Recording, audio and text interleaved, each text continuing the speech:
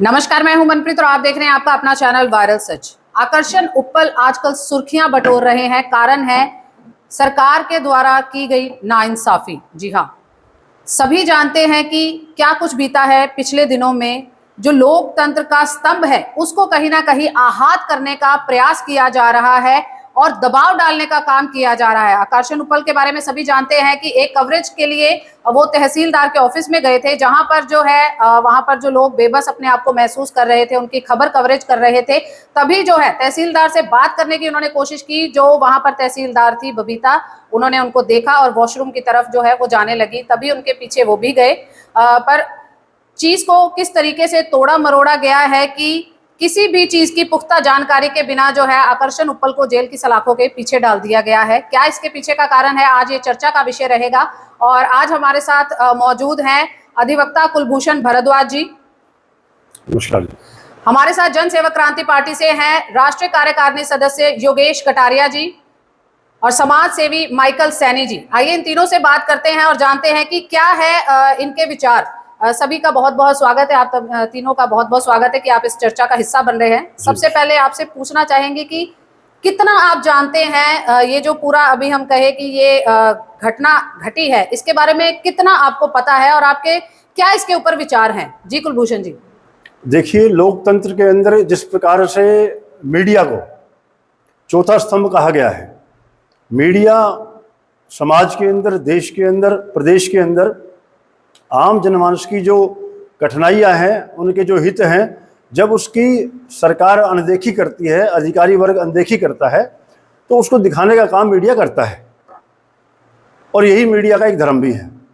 लेकिन दुर्भाग्य ये है कि हमारे हरियाणा के अंदर जो हमारे मुख्यमंत्री हैं, यशस्वी मुख्यमंत्री जिनको कहते हैं लोग, कि वो जनहित के कार्य तो कर नहीं रहे हैं, उन पर अधिकारी वर्ग हावी है। और जब भी कोई उप्पल जैसे भाई हो, चाहे अन्य कोई भी साथी हो, जब वो सरकार की कमियों को उजागर करने का काम करते हैं तो इस सरकार की आंखों के अंदर वो रड़कते हैं। और ये सरकार नहीं चाहती कि जो इनकी कमियां हैं, जो इनके भ्रष्टाचार हैं, जो आम जीवन के अंदर आम जनमानस को दिक्कतें हो रही हैं, उन कमियों को कोई व्यक्ति उजागर करे। तो इनके पास एक ही रास्ता बचता है और वो रास्ता बचता है कि लोकतंत्र के अंदर जिस प्रकार से उप्पल जी को उनका गला घोटने का काम किया गया, उन पर झूठा मुकदमा दर्ज किया गया और उसका माध्यम जो बनाया गया वो बनाया गया एक तहसीलदार साहिबा। तो मैं इस पूरे प्रकरण की, जैसा आपने कहा कि उप्पल जी को हमने देखा है, वो हमेशा जनहित के जो मुद्दे हैं उनको दिखाने का काम करते हैं और सरकार को एक आईना दिखाने का काम करते हैं। लेकिन दुर्भाग्य क्या है कि सरकार केवल और केवल अपनी कमियों को नहीं देखना चाहती। सरकार चाहती है कि उनकी जय जयकार हो, झूठी जय जयकार हो, और जो व्यक्ति उनकी झूठी जय जयकार करेगा, उनकी चापलूसी करेगा, उनकी चाटुकारिता करेगा, मुख्यमंत्री के गीत गाएगा, मुख्यमंत्री के लिए बोलेगा अच्छा अच्छा, इनको वही पसंद है। जी योगेश जी, आप क्या कहेंगे? जन सेवक क्रांति पार्टी लगातार यही आवाज उठाती है कि सही को सही, गलत को गलत कहेंगे। आपका क्या कहना है इस पर? सबसे पहले तो मैं वायरल सच के सभी दर्शकों को नमस्कार करता हूं और आपको इसमें मैं एक चीज़ बताना चाहता हूं कि आप समझते हैं कि हमारे देश के अंदर जब भी कंप्लेन की जाती है तो उसके ऊपर एक एफआईआर लॉन्च करनी पड़ती है। और कितने ऐसे केसेस होते हैं जहां पर एफआईआर लॉन्च करने के लिए कई कई दिन और कई कई महीने लग जाते हैं। मेरे पास एफआईआर की कॉपी है इस केस में, जहां पर 8 तारीख को शाम को 5 बजे कंप्लेन मिली है और उसी दिन शाम को 7 बजे एफआईआर लिख दी गई है, मात्र 2 घंटे में। हम 10 तारीख को वहां पर गए हैं, जो उनके ब्रदर है दर्पण जी, उनसे हमारी मुलाकात हुई है और वहां पे लोगों के साथ बैठे हैं, इस मुद्दे को हमने समझा है। तो यहाँ पे बिल्कुल साफ दिख रहा है कि यहाँ पर एक 2 तरह के कानून चल रहे हैं। रूलिंग पार्टी की सपोर्ट में जो है, जो उनके लिए अच्छा बोलेगा उनके लिए अलग कानून है, और जो भी ऐसे लोग हैं जो रूलिंग पार्टी के अगेंस्ट हैं या उनकी कुछ कमियों को उजागर करेंगे तो उनके लिए एक अलग कानून होगा। और वो कानून का दुरुपयोग पूरे तरीके से यहाँ पे दिख रहा है। अगर हम बात करें इस मुद्दे की, तो यहाँ पर आप एक चीज और देखेंगे कि इनको बहुत बड़ा जनाधार मिल रहा है, हजारों लोग इनकी सपोर्ट में आ रहे हैं। किसान जो संगठन है वो भी इनकी सपोर्ट में आया, बार काउंसिल है वो भी इनकी सपोर्ट में आया, और अगर आप यहाँ पर देखेंगे ई रिक्शा एसोसिएशन है वो भी इनकी सपोर्ट में आए। तो जब इतने सारे लोग उनकी सपोर्ट में आए हैं। तो इससे हमें एक चीज साफ होती है कि यहाँ पर जो आकर्षण उप्पल जी है वो एक मीडिया कर्मी है और वो अपना जो कर्म है वो बहुत ही बाखूबी अपना कर्म निभा रहे थे। उनका अपने कर्म को निभाने से अगर किसी रूलिंग पार्टी को ऐसा लगा कि ये हमारे ऊपर क्वेश्चन मार्क आ गया है और उन्होंने अपनी जो पावर्स है उसका दुरुपयोग करते हुए और उनको मात्र सेम डे में कुछ ही घंटों के अंदर उनको उठा के जेल में डाल दिया, तो ये बिल्कुल गलत है। इस पर हमारे जन सेवक क्रांति पार्टी के अध्यक्ष अंकित अलख जी 10 तारीख को वहां पर हमारी मुलाकात हुई है और हमने उनको आश्वासन दिया है कि अगर नेक्स्ट डे जैसे कि कल का दिन यहाँ पे उनको बेल मिलने के लिए एक ऑर्डर आना था जहाँ पे उनको बेल डिसमिस हो गई, उनको बेल नहीं मिल पाई है, तो हमने उनको आश्वासन दिया था कि हम भी हमारी जन सेवक क्रांति की पार्टी से हम लोग आपके साथ आएंगे और यहाँ पर आपके साथ इस धरने में बैठेंगे और हम अपनी साइड से पूरी कोशिश करेंगे आवाज उठाने की कि कम से कम हमें अपने देश की माननीय न्यायालय पर पूरा भरोसा है और इस केस में आकर्षण उप्पल जी को न्याय मिलना चाहिए। जी माइकल जी, आप क्या कहेंगे? समाज सेवी और लगातार देखते हैं कि किस तरीके से घटनाएं हैं जो धरातल पर होती, क्या कहेंगे इस विषय पर?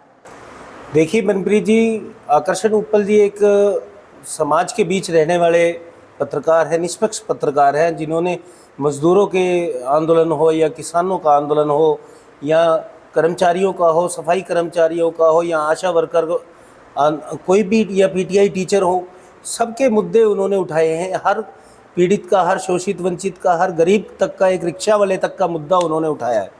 लेकिन आज एक सरकारी अधिकारी की एक व्यवस्था ऐसी बन गई सरकार में कि अधिकारी स्वच्छंद है, वो ऐसी सरकार के अंदर, इस सरकार के अंदर स्वच्छंद रूप से जो करना चाहे वो कर रहे हैं, क्योंकि सरकार का उनके ऊपर कोई अंकुश नहीं रह गया है। क्योंकि सरकार पूर्णतः उस आईएएस आईपीएस लॉबी के ऊपर निर्भर करती है जो सरकार को अभी चला रहे हैं। सरकार में जो लोग हैं वो अशिक्षित हैं, वो शिक्षित इन अधिकारियों का सहारा लेकर के आज सरकार चला रहे हैं। सरकार ये मंत्री मिनिस्टर खट्टर साहब नहीं चला रहे, इस हरियाणा की सरकार को आईएएस आईपीएस लॉबी चला रही है, जो आज अपनी मनमानी करने पर उतारू हो गई है। किसी भी आप विभाग में चले जाइए, अगर कोई भी बड़ा अधिकारी के आप शिकायत लेके जाते हैं उनके पास, तो वो आपको छोटे अधिकारी के पास भेज देंगे कि जाइए आपका हो जाएगा। लेकिन बार बार हम बड़े अधिकारी से मिल नहीं सकते, फिर छोटे अधिकारियों का वही जवाब रहता है, तो कोई भी निष्कर्ष निकल के नहीं आ पाता है। और अगर कोई प्रोटेस्ट करता है तो उसके ऊपर विभिन्न धाराओं में मामले दर्ज करके उनको जेल के अंदर डाल दिया जाता है। इसी डर और भय के कारण आज मैं फिर कहता हूँ आपके चैनल के माध्यम से मनप्रीत जी कि कलम और कैमरे पर बंदूक का पहरा है, इस देश का शासक गूंगा और बहरा है। आज पत्रकारिता जगत का वो बुरा हाल करके रख दिया है, वो दमनकारी नीतियां सरकार अपना रही है कि इनकी कुनीतियों के ऊपर अगर किसी पत्रकार ने अगर एक सवाल क्या पूछ लिया कि मजाल है उस पत्रकार की, अगर वो दोबारा सवाल कर जाए उससे पहले उसको जेल के सीखचों में डाल दिया जाता है, उसकी जबान दबाने का काम कर दिया जाता है। आज मैं कहता हूं आकर्षण उप्पल जी के यहाँ एक छोटी सी बच्ची है, उनकी पत्नी है, क्या वो एक एकल परिवार, आज वो माँ बेटी किस प्रकार से अपने आप को सुरक्षित समझ रहे होंगे, जिनको ये पता है कि पिता की मिलनी करके आई जेल में बिटिया, तो उसने पूछा कि पापा आप कैसे हो, तो उन्होंने कहा मेरी जान को खतरा है।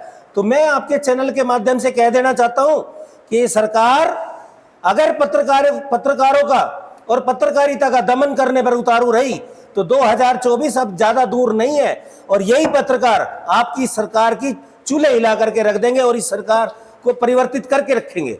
और सबसे बड़ी बात है कि यहाँ पर हम अपने तीनों जो आए हुए हैं हमारे सदस्य, या हम कहे कि जो हमारी माननीय कमेटी यहाँ पर पहुंची है, उनसे भी हम जानने का प्रयास करेंगे कि ऐसा नहीं होना चाहिए था कि पहले कोई कमेटी का गठन होता, सभी लोगों को लिया जाता, बातचीत करती, बजाय इसके 2 घंटे में जो है एफआईआर दर्ज कर दी गई। क्या कहीं ना कहीं तहसीलदार जो इसमें नाम बताया जा रहा है बबीता, उनका तहसीलदार जो है क्या कहीं ना कहीं गिल्टी थे या फिर कहीं ना कहीं लोगों को परेशान करने का काम कर रहे थे, जो पत्रकार से जो उन्हें भागने की इतनी ज्यादा जरूरत पड़ गई कि आगे उनके ऊपर उन्होंने केस दायर कर दिया। जी माइकल जी क्या कहेंगे? जी मनप्रीत जी, मेरे आपके चैनल पर फिर कहना चाहता हूं कि इस सरकार में जो अधिकारी हैं, विशेषकर अगर तहसीलदारों की बात की जाए तो गुड़गांव जिले के अंदर जो तहसीलदार आता है वो यहाँ पर कमाने की नीयत से आता है, न केवल खुद कमाने की बल्कि सरकार को भी देने की नीयत से जो है ना यहाँ पे आता है। रेवेन्यू जनरेशन वो खुद ही करके देते हैं। हाँ जी बिल्कुल, मैं ये कहता हूँ हर तहसीलदार आज जो तहसीलदार बन गया वो समझ रहा है कि मैं सोने की खान पर बैठ गया। ऐसे ही रजिस्ट्रियों को रोकने का कार्य जो है ना निरंतर हर तहसील में हो रहा है, और ये तो तहसीलदार पकड़ी गई है, इसने रजिस्ट्री अपने पास रख लेती है, जो पैसे देता है उसकी रजिस्ट्री रिलीज कर देती है, वरना ये अपने पास ही रोक के रखती है। आपको लगता है कि इसके ऊपर कोई कमेटी बननी चाहिए थी, बकायदा बातचीत होती, शहर के पत्रकारों को, जाने माने पत्रकारों को इसमें ऐड किया जाता, कुछ अधिकारियों को या रिटायर्ड जो जज हैं उनको जुडिशरी को ऐड किया जाता, तब जाके इसका फैसला होता। जी मनप्रीत जी, देखिए क्या है कि आज पुलिस जो है किसी भी प्रकार का केस जो है ना लगा करके, चाहे उसमें निरपराध हो व्यक्ति, उसके ऊपर केस लगा देते, वो बेचारा चीखता चिल्लाता रहता है मैं निर्दोष हूँ निर्दोष, कोई सुनवाई नहीं, पुलिस अपने तरफ से वो धाराएं लगा देती है। अब मैं आकर्षण उप्पल जी के मामले में आता हूँ तो ऐसी ऐसी धाराएं लगा रखी है जो धारा सिर्फ मानहानि तक ही सीमित हो सकती थी, 499 500 तक मामला बढ़ता था, लेकिन वो न लगा करके इसमें गंभीर धाराएं भी लगा दी, 384 भी लगा दिया, 506 509 भी लगा दिए, 354 भी लगा दिए इसमें। तो आप ये देखिए कि ये जो धाराएं लगाई हैं ये इस मामले में बढ़ती नहीं थी, इसमें कोर्ट के थ्रू एक मामला बनता था, 499 और 500 का बनता था मानहानि का।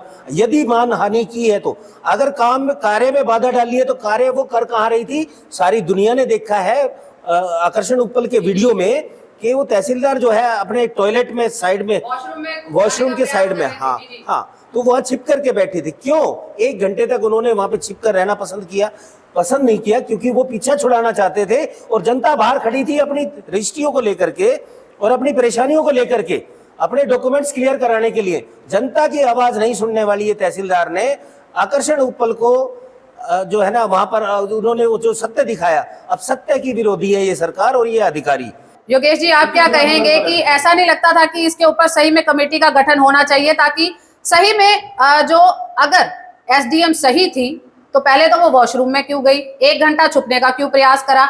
अगर ऐसा कुछ नहीं था तो पूरा एक कमेटी गठित होती, प्रॉपर तरीके से जो है इसकी जांच होती, जांच क्यों नहीं की गई, सीधा उठा के जेल में क्यों डाल दिया गया? बिल्कुल, यही बहुत बड़ी बात है कि विदिन 2 आवर्स बिना किसी जांच के उठा के जेल में डाल दिया गया। आपकी बात बिल्कुल सही है, एक कमेटी गठित होनी चाहिए थी जिसके अंदर कुछ सीनियर एडवोकेट्स हो सकते थे, कुछ सीनियर पत्रकार हो सकते थे और कुछ गवर्नमेंट के नुमाइंदे भी हो सकते थे, और इसमें एक निष्पक्ष जांच होती कि गलती एसडीएम की है या पत्रकार की है। तो वो गलती सामने आती, उसके बेस पर आगे एक्शन लिया जाता, तो कम से कम वो हमें लगता कि कुछ इसके अंदर काम किया गया है। बट ऐसा कुछ नहीं किया गया, विदिन 2 आवर्स उनको उठा के सीधा जेल में डाल दिया गया। इससे एक बिल्कुल साफ साफ मैसेज जा रहा है कि कोई भी, चाहे वो पत्रकार भी हो, चाहे एक डेमोक्रेसी का मजबूत स्तंभ भी हो, अगर वो भी कुछ कमियों को उजागर करेगा और वो कमियां उजागर करने में कुछ ना कुछ सरकार की उनकी विफलता दिख रही होगी, तो हम उनका मुंह बंद करने के उनके पास बहुत सारे तरीके हैं। उन्हें किसी ना किसी केस में उलझाकर और उन्हें हम जेल में डाल देंगे। यहाँ पे तो जो हमारे उप्पल जी, आकर्षण उप्पल जी, उनके साथ तो इतना सारा जन आधार वहां पे आ गया है। लेकिन अगर मैं बात करूं, हमारे देश में और भी बहुत सारे मीडिया कर्मी हैं, छोटे बड़े मीडिया कर्मी।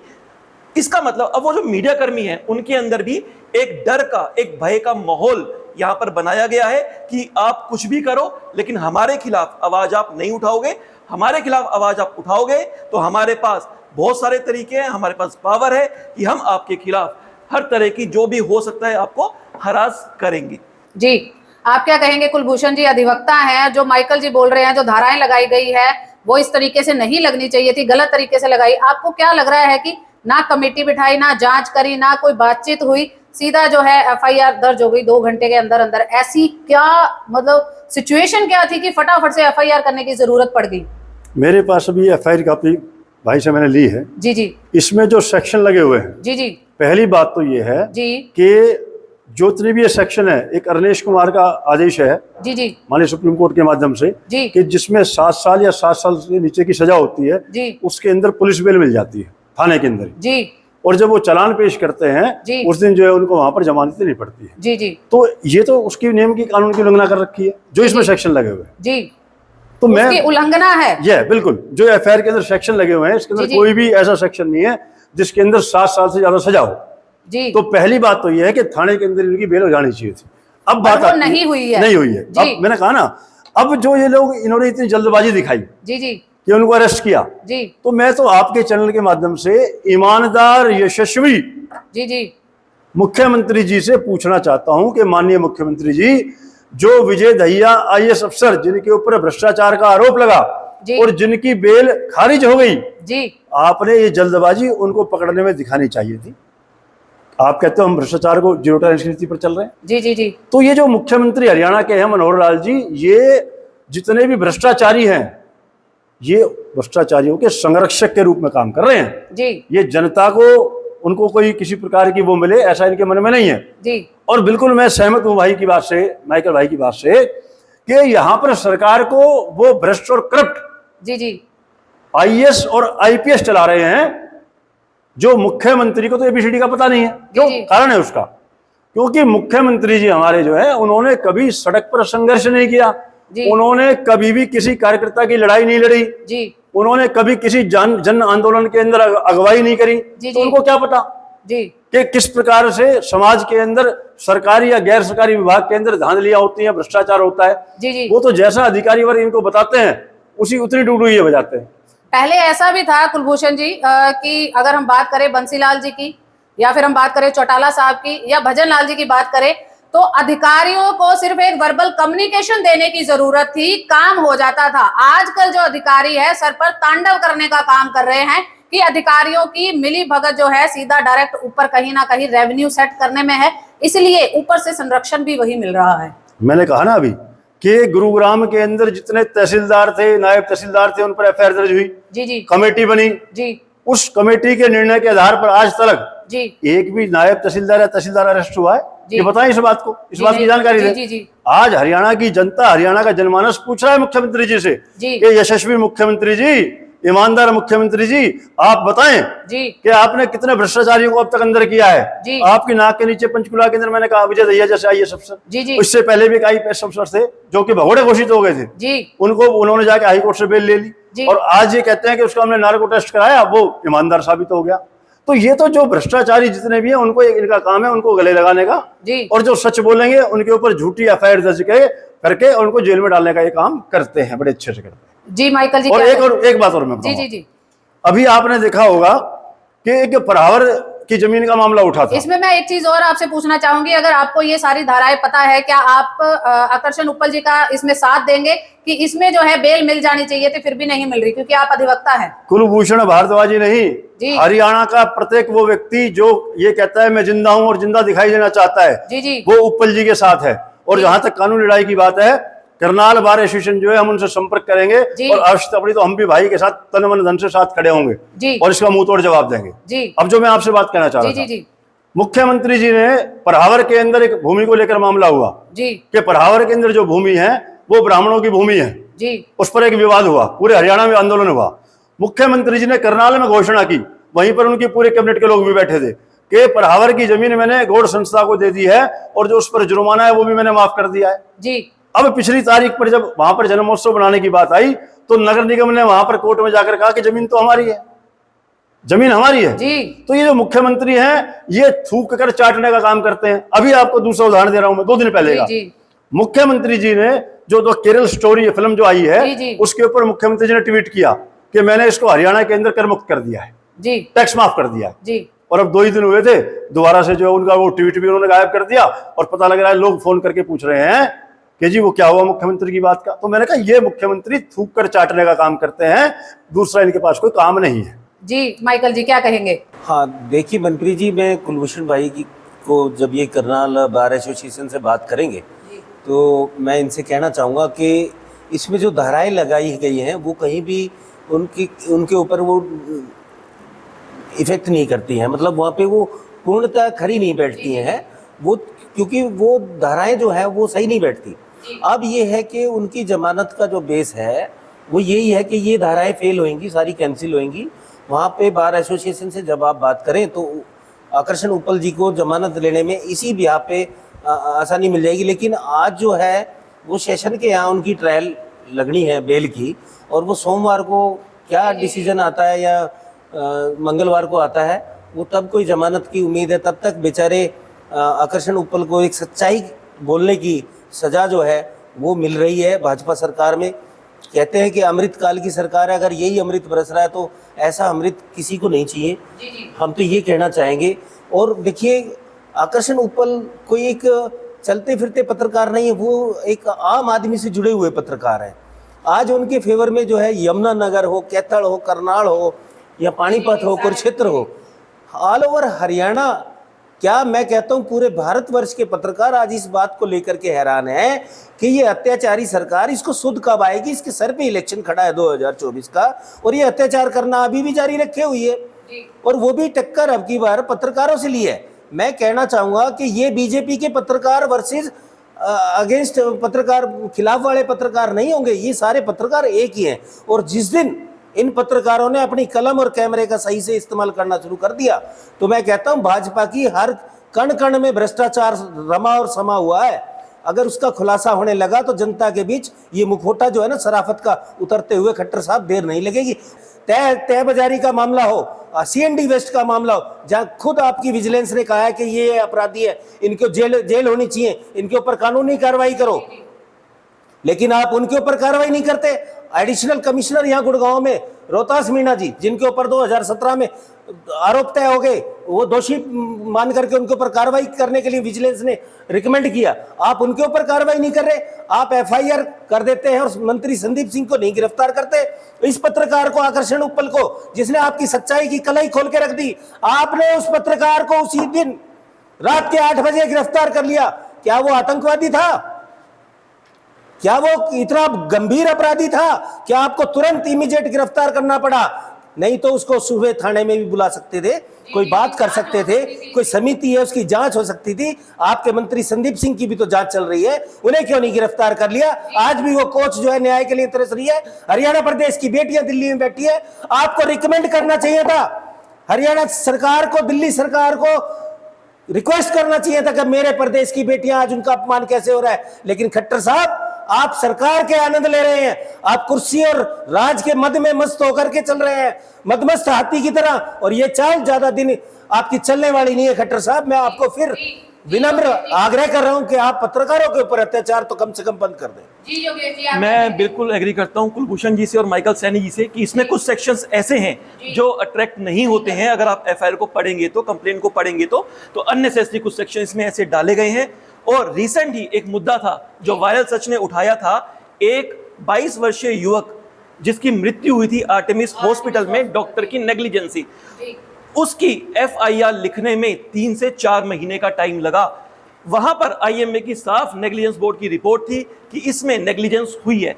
3 से 4 महीने वहां FIR लिखने में लगे, यहां पर 2 घंटे में FIR लिख दी गई और उसके बाद रातों रात उपल जी को उठा लिया गया, जेल में डाल दिया गया। जिस केस की मैं बात कर रहा हूं वहां से 3-4 महीने बाद तो FIR लिखी है और उसके बाद अभी तक कोई कार्रवाई नहीं हुई है, किसी भी डॉक्टर के खिलाफ कोई इन्वेस्टिगेशन नहीं हुई है। उसी के मामले में कुछ दिन पहले 10 तारीख को हम अनिल विज जी से भी मिले हैं, हमारे पार्टी अध्यक्ष अंकित अलग जी के साथ, तो उनके संज्ञान में यह मुद्दा डाला गया है। उन्होंने साफ साफ इसमें बोला कि नेग्लिजेंस बोर्ड की रिपोर्ट है, रिपोर्ट होने के बाद भी कार्रवाई नहीं हो रही और यहाँ पर कुछ भी नहीं है तब भी कार्रवाई हो गई। यहाँ पर तो रिपोर्ट है ही नहीं, यहाँ पर तो कोई कमेटी बिठाई ही नहीं। कमेटी बिठाते, उनकी रिपोर्ट आती, उसके बेस पर कुछ एक्शन लेते तो समझ आता। यहाँ तो कमेटी ही नहीं बिठाई, एक ही दिन में रातों रात उठा लिया गया और उठाकर उनको जेल में डाल दिया गया और पूरे दिन उनको रखा गया अपने पास, और पूरा दिन भी क्या, आज तक भी वो जेल में है। तो मैं यहाँ पर यही मांग करता हूँ कि यहाँ पर हमारे जो CM साहब है वो इंटरवीन करें और इस मुद्दे को समझे, जो जनता है उनको समझे। ये सरकार संवेदनशील होती जा रही है, ये सरकार यहाँ पर जो मजबूत पिलर है पत्रकार, उनके साथ भी उनका रवैया ऐसा है, तो हम समझ सकते हैं कि आम जनता का क्या होगा। एक और इसमें चीज मैं ऐड करना चाहूंगी, आपको बताना चाहूंगी कि ये भी सूत्रों की अगर माने तो ऐसा भी कुछ सुनने में आया है, या हम कहे बात करें तो आकर्षण उपल जी के पास कुछ ऐसी परतें थी बहुत उच्च लोगों की जिसको खुलने का डर था, इसीलिए जो है उनके ऊपर 2 घंटे के बीच में FIR कर दी गई। मैंने कहा ये उच्च मतलब उच्च अधिकारियों को ये संरक्षण देने के लिए एक पत्रकार जो है फंसाने का काम किया गया है। क्या ऐसा ही होता रहा तो क्या आगे चलकर जो है पत्रकार बेबाकी से पत्रकारिता कर पाएंगे? क्या तानाशाही जो है वो हावी नहीं हो जाएगी पूरे प्रदेश में, पूरे देश में, जिस तरीके से ये माहौल बना रहे हैं? मुझे तो ऐसा लग रहा है जी कि कहीं ऐसा ना हो कि हम आपके इस चैनल से बाहर निकले जी जी जी अपने घर के लिए, जी पता लगे पुलिस ने हमारे ऊपर एफआईआर दर्ज कर दी है, और इससे ज्यादा पता लगे कि आपने हमारा इंटरव्यू लिया है, आपके ऊपर भी एफआईआर दर्ज कर दी है। जी तो ये डरे हुए लोग हैं, जी जी ये भ्रष्टाचारी, ये चापलूस और चाटुकारिता से घिरे हुए माननीय मुख्यमंत्री मनोहर लाल जी, ये अक्षम है। जी जी और मैं तो पार्टी हवाई कमान से निवेदन करना चाहता हूं जी कि यहाँ पर तुरंत प्रभाव से मुख्यमंत्री जी को इनके घर रवाना करें और योगी आदित्यनाथ जी जैसा मुख्यमंत्री हरियाणा के अंदर लाकर बैठाएं, ताकि दूध का दूध पानी के पानी हो सके और जनता जनार्दन को न्याय मिल सके। क्या पूरी तरह से सहमत है कि ये जो प्रदेश सरकार की अगर हम बात कर रहे हैं, ये खट्टर साहब जो है कहीं ना कहीं हरियाणा को है जो खराब करने का काम कर रहे हैं, भ्रष्टाचार को बढ़ावा दे रहे हैं, आने वाले चुनावों में कोई भी इनको शायद ही मुख्यमंत्री के रूप में देखना चाहता है? क्या इस चीज से आप सहमत है? मुख्यमंत्री मनोहर लाल जी ने भारतीय जनता पार्टी का और संगठन का भट्टा बैठा दिया है जी। ना, तो कार्यकर्ताओं की सुनवाई हो रही है। क्यों? जी। कार्यकर्ता जाता है, सही बात के लिए जाता है अधिकारियों के पास, अधिकारी वर्ग सुनता नहीं है। जी जब उस अधिकारी की शिकायत मुख्यमंत्री साहब से की जाती है तो मुख्यमंत्री जी साहब जो है उसको अनदेखा कर देते हैं। जी। तो मैंने जैसा आपसे कहा कि सरकार को अधिकारी वर्ग चला रहा है। कौन सा अधिकारी वर्ग? आईपीएस और आईएएस जी। जरूरी है, हर एक संवैधानिक वो है, लेकिन जो भ्रष्ट हैं, करप्ट हैं, जी जी आप देख लीजिए, आप उठाकर इतिहास उठाकर देख जी लीजिए, जी मुख्यमंत्री जी ने एक भी आईपीएस को या आईएएस को अंदर करने का काम किया तो आप बता दीजिए। इनके वहां पर एक इनके कार्यालय में तैनात थे जो नौकरी के पैसे में बदले में पैसे लेने की बात करते जी, थे, जी, जी, वो नागर साहब, वो इनके कार्यालय में थे। जब इनको लगा कि आंच मेरे ऊपर आई तो उसको अंदर करा दिया। जी। तो ये तो केवल और केवल एक दिखावा है जी। कि मैं कबीर कुटिया में रहता हूं, मेरी जेब के अंदर मैं गीता रखता हूं, मुख्यमंत्री की जेब में गीता और नीचे कटता है भ्रष्टाचार का फीता। जी माइकल जी। देखिए, ये सरकार और सरकारी आदेश, ये सरकार और सरकारी आदेश नक्कार खाने की तूती है। ये सरकार और सरकारी आदेश नक्कार खाने की तूती है, जो दिखने को बजती है लेकिन बजती सुर उससे निकलते नहीं है। ये तो कह करके चली जाने वाली आवाज़ है, एक नक्कार खाने की तूती। लेकिन मैं ये कहना चाहता हूँ कि इस सरकार में ना तो अधिकारियों के ऊपर अंकुश है, ना भाजपा नेताओं के ऊपर अंकुश है। जैसा कुलभूषण भाई कह रहे थे कि अभी यहाँ से चले जाएंगे तो पता नहीं क्या हो जाए, पुलिस अरेस्ट कर ले या गुंडे सर फोड़ दे, क्योंकि खुद मुख्यमंत्री जी कहते हैं कि एक दो सर फोड़ के आओगे तो जेल में जाओगे, नेता बन के आओगे। तब से अपराधियों के जो है ना हौसले बुलंद हैं और अधिकारियों के भी हौसले बुलंद हो गए हैं। अधिकारियों का कोई कुछ बिगाड़ नहीं सकता, जो मर्जी धाराएं लगा करके अंदर कर देते हैं, और ऐसे ही सरकार चल रही है। जी योगेश जी क्या कहेंगे? जैसा भी आपने बताया कि शायद ऐसा हो सकता है कि आकर्षण उप्पल जी के पास कुछ ऐसे सबूत या कुछ ऐसी चीजें थी जिससे रूलिंग पार्टी के जो हमारे बड़े बड़े दिग्गज नेता हैं, उच्च अधिकारी हैं, शायद उनकी पोल खुल सकती थी। जिस तरह से भ्रष्ट जो भ्रष्ट नेता है, जिस तरह से हमारे पास इतना जल्दी इसके ऊपर एक्शन हुआ कि 2 घंटे के अंदर एफआईआर होके उनको उठा के जेल में डाल दिया गया, ये एक नॉर्मल प्रोसीजर नहीं है। अगर कुछ नॉर्मल प्रोसीजर नहीं है, कुछ बाईपास किया गया है, तो जरूर इसके पीछे कुछ ना कुछ ऐसी चीजें हैं। इसके लिए पूरे तरीके से निष्पक्ष तरीके से जांच होनी चाहिए, और जो भी इसके अंदर भ्रष्ट अधिकारी या फिर जो भी ऐसे अधिकारी हैं जिन्होंने इसके अंदर कुछ भी कानून का उल्लंघन करते हुए कुछ ऐसा काम किया है, तो उनको सख्त से सख्त सजा मिलनी चाहिए। इसमें देखिए, एक ना ऐतिहासिक शराब घोटाला हुआ था मनप्रीत जी, हरियाणा के अंदर लॉकडाउन के अंदर। तो उस ऐतिहासिक शराब घोटाले की जो जांच है, उस विषय में भी आवाज बुलंद की थी आकर्षण उप्पल जी ने। तो कहीं ना कहीं ये उससे भी उसका भी प्रतिशोध लेने वाली बात है। जी बहुत बहुत धन्यवाद, बहुत बहुत धन्यवाद समाज सेवी माइकल सैनी जी और जेएसकेपी से राष्ट्रीय कार्यकारिणी सदस्य योगेश कटारिया जी और अधिवक्ता कुलभूषण भारद्वाज जी, आप तीनों का बहुत बहुत धन्यवाद। इस चर्चा का आप हिस्सा बने, और वायरल सच के माध्यम से हम आप सभी को भी कहना चाहेंगे, जागरूक बने और आप जाने कि आपके आसपास क्या हो रहा है। आज जो पूरा विवाद जो चल रहा है आकर्षण उप्पल को लेकर, काफी सारे कयास लगाए जा रहे हैं। सूत्रों की माने तो किसी व्यक्ति विशेष को या कुछ व्यक्ति विशेषों को या फिर हम कहें अधिकारियों को बचाने का यहाँ पर प्रयास किया जा रहा है कि आकर्षण उप्पल को उठा के 2 घंटे में एफआईआर उनके ऊपर दर्ज हो गई। ऐसे बहुत सारे घोटाले हैं, बहुत सारे ऐसे लोग हैं जिनको सलाखों के पीछे होना चाहिए था, बट आज वो सलाखों के पीछे नहीं है, बल्कि आकर्षण उप्पल जैसे जो कि पत्रकारिता का एक स्तंभ है, जो कि आवाज उठाते हैं उन जरूरतमंद लोगों की, उन जनता की जो सरकार के भ्रष्टाचार से परेशान है। बट अगर ऐसे ही होता रहा हमारे साथ तो कहीं ना कहीं